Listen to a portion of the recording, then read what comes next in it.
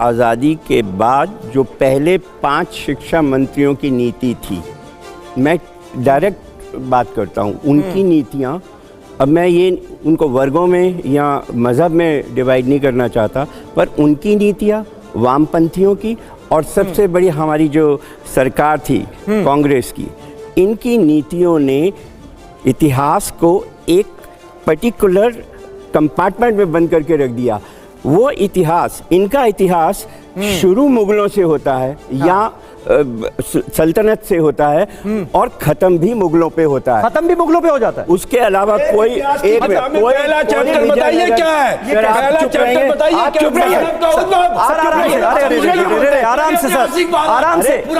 देखिए भाई, विचारों की जंग हो, कोई पर्सनल जंग नहीं है, विचारों की जंग हो तो बेहतर होगा। एक मिनट मेडिवल इंडिया की किताब में विजयनगर नहीं था, जल्दी चैप्टराइजेशन जल्दी सब करूंगा जब वो जल्दी करने चैप्टर दिखा दो। एक्चुअली में ये प्रोफेसर नहीं है, कम्युनिस्ट पार्टी ऑफ इंडिया के वर्कर हैं। भारत की कम्युनिस्ट पार्टी भारतीय नहीं है, इसलिए इनको इतना आक्रोश आ रहा है कि बोलने नहीं दे रहे। फॉरेन की मल्टीनेशनल की इंडिया ब्रांच है, कोई जाके चेक करे, इनकी पार्टी का नाम है कम्युनिस्ट पार्टी ऑफ इंडिया। अरे कम से कम भारतीय राष्ट्रीय कांग्रेस तो देती है। और ये अडानी तक आ गए, कितने बड़े इतिहासकार हैं। ठीक है, वो अडानी पे आ गए, देखिए, और ये गैस बनाने पे आ गए। दोनों का व्यू देख लीजिए। ठीक है सर, आरोप प्रत्यारोप का सिलसिला जो है, आरोप प्रत्यारोप का सिलसिला यहीं पर रोक देते हैं। एक मिनट कैसे इनाम वहां से आया है, साहब देखिए चुपचाप बैठे सुन रहे हैं। किसी की प्रोफेसर साहब बताइए कहां से आया? नहीं देखिए, अब आपने बताइए शाह कहां से आया, किसी की तो बताइए पैमाना कहां से आया। सारे लैंड रिकॉर्ड्स में वही वर्ड यूज होते हैं जो वहां से आए। सारे के सारे लैंड रिकॉर्ड्स में कहां से आया? विजयनगर एम्पायर और मुगल एम्पायर दोनों ने सबकंटिनेंट में काम किया। वो मोगली पर बोलने वाले थे, मोगली से क्या कहां से आया इनको बता देता हूं। बता दीजिए। सुनिए, पहले बताता हूं। इन्होंने शाह पूछा ना, बहुत शाह पे लोग कहते हैं। बताता हूं कहां से आया। कहां से आया बताइए। शिवाजी के साम्राज्य के लिए कहा गया, राखी हिंदुआनी हिंदुआन का तिलक राखो, पुराने राखो धुनी सुनी में, और शाही के सपूत शिवराज शमशीर तेरी दिल्ली दल दाब के दीवान राखो धुनी में, हिंदू पद पादशाही आया, मगर आपके दिमाग में शाह बसा है कि वो आया मुगलों से, मुगलिया मानसिकता है। बिल्कुल बता रहा हूं मैं, कैसे बता रहा हूं। मुझे लगता है कि देखिए दर्शक इस बात को देख रहे हैं, पूरा वाक्य होने दीजिए सर, क्या तरीका है। राष्ट्रीय प्रवक्ता सोच समझ के बोला है, वो कह रहे हैं, बिल्कुल मैं सोच समझ के बोला। कारण क्या था, ये दर्शक मुगलों की, हाँ भाई बिल्कुल दर्शक इस बात को सुने, बता रहा हूं भाई, एक करके। चलिए, मुगल फालतू क्यों थे ये बता रहा हूं। सुनिए, मुगलों की उत्पत्ति बाबर के वंश से मानी जाती है, जिसकी मां मंगोल और बाप उज्बेक था।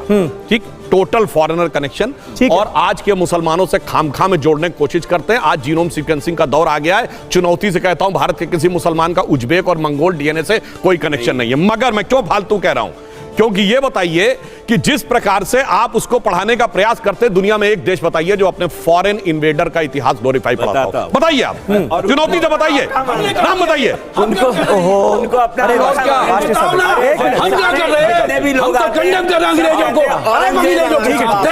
ठीक है, आप अंग्रेजों के साथ हम तो कंडेम कर रहे हैं अंग्रेजों को। ठीक है, आप महारानी को सलाम करते थे, हम तो कंडेम कर रहे हैं। हम तो जेलों में रहे, आप माफी मांगते रहे। हम तो जेलों में रहे, आप माफी मांगते रहे। कौन जेल में रहा, माफी मांगते रहे? श्रीपाद हमने माफी याद है, हमने कब माफी मांगी, कब माफी मांगी बताइए हम। ये तो वो है। ठीक है, देखिए दो बात क्या है।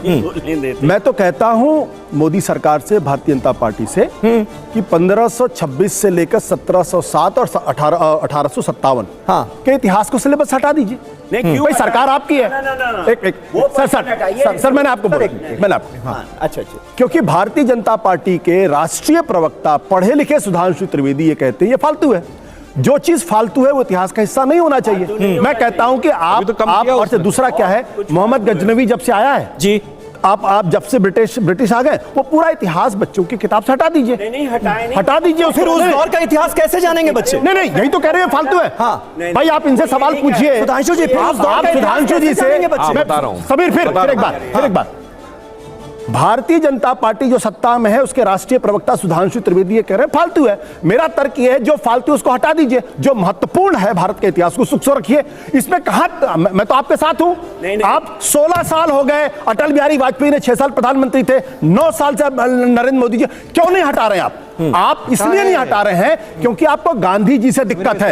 ये वो संस्था है जो गांधी वध कहा करती थी 1962 तक, उसके बाद गांधी से नहीं लड़ पाए तो प्रातः स्मरणीय कर दिया। सुधांशु जी बैठे, पूछिए गांधी वध कहते थे कि नहीं कहते थे, उनसे पूछिए। और अगर ये ना माने तो गीता लेकर आइए और गीता पे हाथ रखवाइए इनसे। अच्छा सुनिए, गांधी का नाम इसलिए दिक्कत इनको भगत सिंह टेररिस्ट थे और 2016 में जब हमने संसद में सवाल उठाया तो कहते हैं अगले एडिशन में हटा देंगे। बोलिए टेररिस्ट कहा था कि नहीं? बोलिए भगत सिंह को टेररिस्ट कहा था कि नहीं? उस पर हाथ रखकर बोले, अरे हाथ रख के बोलो भगत सिंह को टेररिस्ट कहा था कि नहीं? गांधी वध कहा जाता था या नहीं कहा जाता था?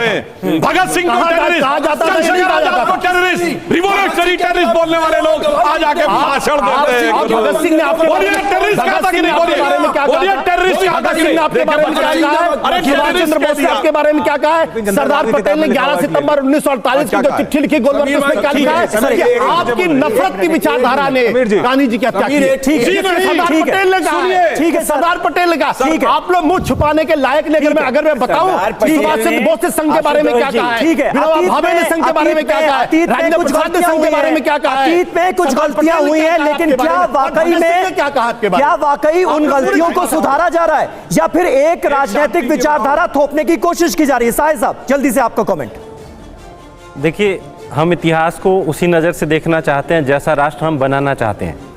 तो इतिहास से हम जिन चीज़ों को डिलीट करने की कोशिश कर रहे हैं, वास्तव में उनको डिलीट नहीं कर सकते, लेकिन हम वैसा राष्ट्र बनाना चाहते हैं। हाँ। आप अपने बच्चों को अगर ये बताना चाहें कि हमारे पड़ोसी ये कौन क्यों हैं, हमारे ऐसे सामाजिक संबंध क्यों हैं, तो इसके लिए हमें इतिहास में जाना होगा। हाँ। और हम इतिहास को संपूर्णता में ही दिखा करके उनको ये बात समझा सकते हैं। और मैं समझता हूँ कि भारत के पास एक खूबी है। मैंने दुनिया के दूसरे राष्ट्रों को देखा और महसूस किया कि भारत के पास एक खूबसूरती है कि हमारा सामाजिक संस्कृति का इतिहास है, कंपोजिट कल्चर का इतिहास है। ये हमारी मजबूती है, ये हमारी कमजोरी नहीं है। इसको हम अपनी ताकत बनाएं, बच्चों को बताएं कि कौन सा शासक आया, उसका व्यवहार कैसा था, उसकी खामियां क्या थी, उसकी खूबियां क्या थी। हमें इसको संपूर्णता में लिखना होगा और संपूर्णता में आने वाली पीढ़ियों को बताना होगा। कोई हिस्से को हम इतिहास से हटाएंगे तो हम अपने आने वाली पीढ़ियों के साथ में ज्यादती कर रहे हैं।